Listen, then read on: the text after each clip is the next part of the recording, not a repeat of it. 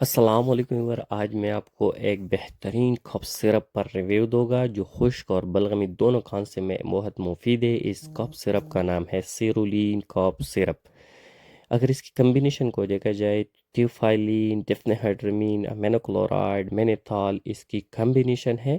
یہ medicine allergy کی وجہ سے جو کھانسی ہوتے ہیں، خشک کھانسی ہوتے ہیں، بلغمی کھانسی ہوتے ہیں، دمہ کی وجہ سے جو کھانسی ہوتی ہے یا الرجی کی وجہ سے جو بھی کھانسی ہوتی ہے، ہر قسم کپنگ کھانسی کے لیے نہایت مفید۔ جب برونکائٹس ہوتی ہے، فیفلو میں انفیکشن ہوتی ہے، تو اس کی وجہ سے سانس کی نالی میں تنگی آ جاتی ہے، سانس لینے میں دشواری پیدا ہوتی ہے۔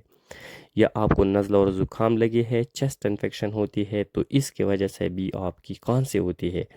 یا الرجی کی وجہ سے بعض لوگوں میں کھانسی ہوتی ہے، بلغمی کھانسی ہوتی ہے، اسپیشلی اولڈ ایج میں۔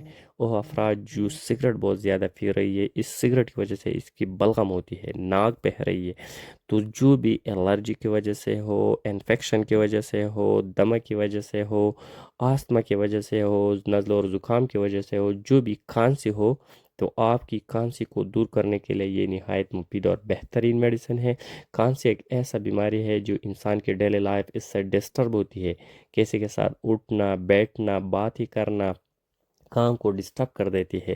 تو ان سارے مسائل کو دور کرنے کے لیے اگر آپ کو ایسا قسم مسائل ہے تو آپ اس کو کاف سرپ کا استعمال کر سکتے ہیں۔ چھوٹے بچے بھی کر سکتے ہیں، بڑے لوگ بھی کر سکتے ہیں، ہر عمر کے افراد اس کا استعمال کر سکتے ہیں۔ الرجی کی وجہ سے خشک کھانسی ہوتی ہے یا آپ کو پروڈکٹیو کف ہوتی ہے اور بلغمی کھانسی ہوتی ہے تو آپ اس کا استعمال کریں۔ اس کا طریقہ استعمال ایسا ہے کہ 2 چمچ آپ دن میں 3 دفعہ استعمال کرنا ہوگا۔